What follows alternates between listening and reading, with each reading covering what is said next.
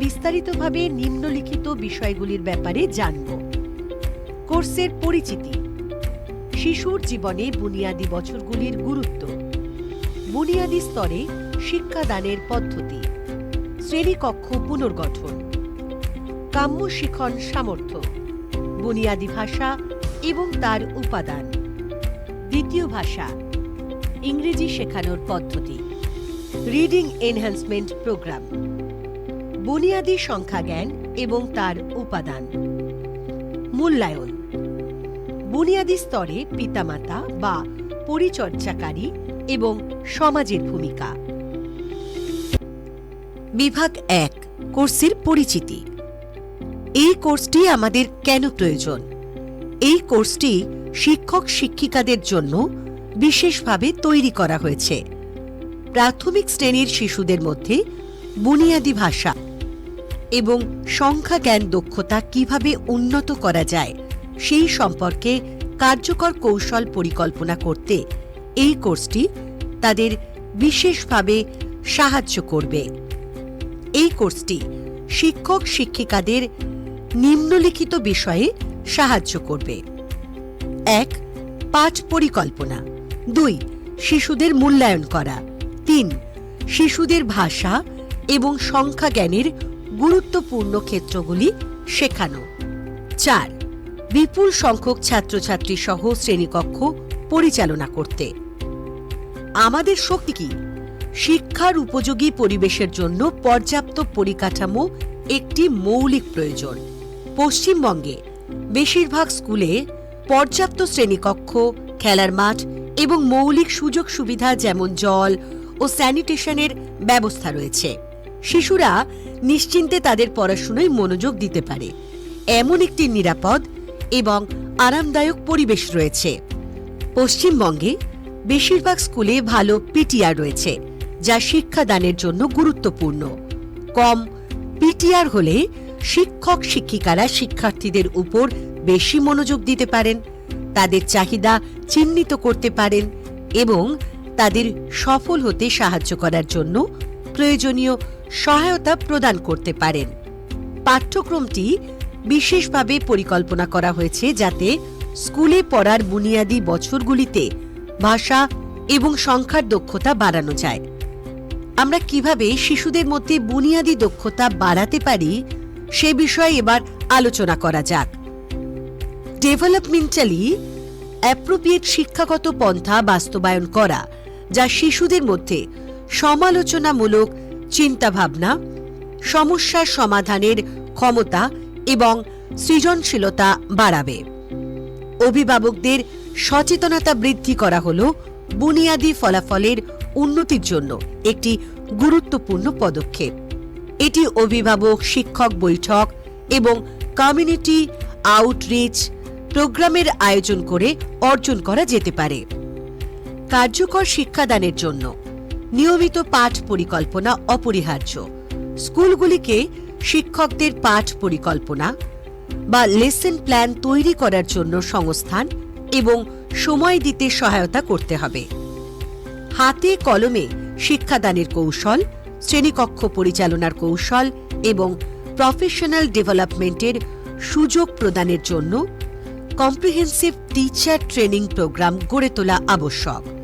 School library setup স্থাপন করা দরকার, যেখানে বয়স উপযুক্ত গল্পের বই থাকবে। সহযোগিতামূলক শিক্ষক মণ্ডলী গঠন করা, যার থেকে শিক্ষকরা ব্যাপকভাবে উপকৃত হতে পারেন। এই মণ্ডলী শিক্ষকদের জন্য সর্বোত্তম প্র্যাকটিস, একে অপরের সাথে ভাগ করে নেওয়া, বিভিন্ন বাধা নিয়ে আলোচনা করা এবং একসাথে নতুন শিক্ষণ কৌশল পরিকল্পনা করার সুযোগ তৈরি করবে। আরেকটি কৌশল হল ভাষা এবং সংখ্যা শেখানোর জন্য একটি সমন্বিত পদ্ধতি ব্যবহার করা। আমরা বিভিন্ন বিষয়ে এই মৌলিক দক্ষতাগুলিকে অন্তর্ভুক্ত করতে পারি। বুনিয়াদী স্তরের ভাষা এবং সংখ্যা জ্ঞানের দক্ষতা অর্জন করতে যারা সমস্যার সম্মুখীন হচ্ছে এমন শিশুদের শনাক্ত করে সাহায্য প্রদান করা অত্যন্ত গুরুত্বপূর্ণ। এই কৌশলগুলি বাস্তবায়নের মাধ্যমে আমরা বুনিয়াদী শিক্ষার গুণমানে উল্লেখযোগ্য উন্নতি করতে পারি এবং শিশুদের জন্য আরও ভালো শিখন সামর্থ্য নিশ্চিত করতে পারি। বিভাগ 2, শিশুর জীবনে বুনিয়াদী বছরগুলির গুরুত্ব। এই বিভাগে আমরা শিশুর জীবনে বুনিয়াদী বছরগুলির তাৎপর্য নিয়ে আলোচনা করব এবং বুনিয়াদী শিক্ষার গুরুত্ব বুঝব। আপনি কি জানেন যে একটি শিশুর প্রথম 8 বছরের মধ্যে প্রায় 80 থেকে 90% মস্তিষ্কের বিকাশ ঘটে? হ্যাঁ, নিশ্চয়ই। এমনকি একটি শিশু প্রথম শ্রেণী শুরু করার আগেই তার মস্তিষ্কের বেশিরভাগ বিকাশ সম্পূর্ণ হয়ে যায়। এই বুনিয়াদী বছরগুলিতে একটি শিশুর মস্তিষ্কে অবিশ্বাস্য দ্রুত গতিতে স্নায়বিক সংযোগ তৈরি হয়। এই সংযোগগুলি ক্রমানুসারে নির্মিত হয়, অর্থাৎ প্রতিটি নতুন অভিজ্ঞতা বিদ্যমান অভিজ্ঞতার উপর ভিত্তি করে যোগ হয়, যা ভবিষ্যতের শিক্ষার ভিত, মানসিক নিয়ন্ত্রণ এবং সামাজিক যোগাযোগ দক্ষতা তৈরি করে। জীবনের প্রথম 8 বছরকে বুনিয়াদী স্তর বলা হয়। এটি কয়েকটি বিকাশের ক্ষেত্রে অত্যন্ত গুরুত্বপূর্ণ, যেমন যোগাযোগের দক্ষতা, নিজের পারিপার্শ্বিক পরিবেশ বোঝা, শারীরিক বিকাশ। এই সময়ে শিশুদের বৃহৎ পেশির দক্ষতা এবং সূক্ষ্ম পেশির দক্ষতার বিকাশ ঘটে, কারণ শিশুরা শারীরিক ক্রিয়াকলাপে নিয়োজিত হয়। পরিবারের বাইরে শিশুরা নতুন সম্পর্ক তৈরি করে। বৌদ্ধিক বিকাশ। এই সময় শিশুরা আত্মবিশ্বাস এবং আত্মসচেতনতা অর্জন করে। এখন আমরা জানব বুনিয়াদী শিক্ষা কাকে বলে। বুনিয়াদী শিক্ষা হল মৌলিক ভাষা, সংখ্যাজ্ঞান, সামাজিক এবং আবেগজনিত দক্ষতার বিকাশ, যা সমস্ত ধরনের শিক্ষার ভিত্তি গঠন করে। গবেষণায় দেখা গেছে যে প্রাক প্রাথমিক এবং প্রাথমিক শ্রেণীতে ভালো মানের বুনিয়াদী শিক্ষা ড্রপ আউট এবং পুনরাবৃত্তির সম্ভাবনাকে অনেকাংশে কমিয়ে দেয়। এটি শিক্ষার সকল স্তরে কাম্য শিক্ষণ সামর্থ্যকে উন্নত করে। আমরা যখন শিশুদের বৃদ্ধি এবং বিকাশ কিভাবে সংগঠিত হয় সে সম্পর্কে চিন্তা করি, তখন আমরা বিকাশকে 5টি প্রধান ধারাতে শ্রেণীবদ্ধ করি: শারীরিক বিকাশ, বৌদ্ধিক বিকাশ, ভাষা বিকাশ, সামাজিক ও আবেগজনিত বিকাশ, নান্দনিক চেতনার বিকাশ। এই ধারাগুলি বিচ্ছিন্ন নয়, তারা একে অপরের সাথে জড়িয়ে রয়েছে এবং একে অপরকে প্রভাবিত করছে। এটি উদাহরণ দেখা যাক। এই শিশুটিকে দেখুন, খেলার মাঠে স্লাইডে চড়ে খেলছে। আপনি কি আমাকে বলতে পারেন বিকাশের কোন ধারা এখানে জড়িত? একেবারে সঠিক, শারীরিক বিকাশ। কিন্তু এখন কল্পনা করুন যে একই শিশু স্লাইড থেকে কত দ্রুত নিচে নামতে হবে তার ঝুঁকি গণনা করছে। এখানে প্রধান হলো বৌদ্ধিক বিকাশ। যখন শিশুটি তার স্লাইডে চড়ার পালার জন্য অপেক্ষা করছে, বা যখন সে তার আনন্দ বা হতাশা প্রকাশ করছে, এটি তার সামাজিক ও আবেগজনিত বিকাশের অংশ। এবং যখন শিশুটি অন্য শিশুদের সাথে কথা বলছে, তখন এটি তার ভাষার বিকাশ বাড়িয়ে তুলছে। আমরা সবাই জানি যে বুনিয়াদী ভাষা এবং সংখ্যাজ্ঞান পরস্পর নির্ভরশীল। ভাষা এবং সংখ্যাজ্ঞান একে অপরের সহায়ক। আপনারা কি একটি উদাহরণ দিতে পারেন? হ্যাঁ, গণিতে সমস্যা সমাধানের জন্য রিডিং কম্প্রিহেনশন প্রয়োজন, এবং একই সমস্যা শিশুদের যৌক্তিক চিন্তাভাবনার দক্ষতা বিকাশে সহায়তা করে, যা ভাষার জন্য সমানভাবে গুরুত্বপূর্ণ। শিখনের জন্য একটি সামগ্রিক দৃষ্টিভঙ্গি কতটা গুরুত্বপূর্ণ হতে পারে তা আমরা এই উদাহরণ থেকে বুঝলাম। এই সমস্ত বিকাশের ধারা বুনিয়াদী বছরগুলিতে একটি শিশুর সুষ্ঠু বিকাশে সাহায্য করে। এই দক্ষতাগুলি যোগাযোগ, পরিবেশের সাথে মিথস্ক্রিয়া এবং আমাদের চারপাশের জগৎকে বুঝতে সাহায্য করে। শিশুরা শব্দ, ক্রিয়া এবং কখনো কখনো ছবি আঁকার মাধ্যমে নিজেদের প্রকাশ করে। তারা বিভিন্ন উপায়ে প্রিন্টের সাথে ইন্টারঅ্যাক্ট করে, সেটা গল্পের বই পড়া, রাস্তায় চিহ্ন বা কোনো জিনিসের মোড়কের ওপর লেখা অক্ষর চিনতে পারা, যাই হোক না কেন, এবং তারা খেলার মধ্য দিয়ে সংখ্যার সঙ্গে পরিচিত হয়, যেমন বস্তু গণনা করা, পরিমাণ অনুমান করা বা আকার নিয়ে লেখা। একইভাবে শিশুদের বাড়ির এবং স্কুলের অভিজ্ঞতা উভয়ই তাদের বুনিয়াদী শিক্ষাকে লালন করার জন্য গুরুত্বপূর্ণ। একটি সমৃদ্ধ অভিজ্ঞতায় ভরা উদ্দীপক পরিবেশ শিশুদের কথা বলার, নিজেকে প্রকাশ করার, অক্ষর এবং সংখ্যার সাথে সংযোগ স্থাপন করার অনেক সুযোগ প্রদান করে।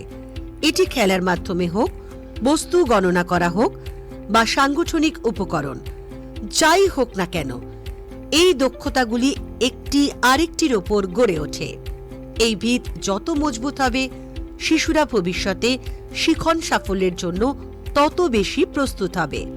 আমরা এতক্ষণ শিশুদের জীবনে বুনিয়াদী স্তরের গুরুত্বপূর্ণ ভূমিকা এবং ভাষা ও সংখ্যা জ্ঞান দক্ষতার বিকাশে বুনিয়াদী শিক্ষার গুরুত্ব নিয়ে আলোচনা করলাম।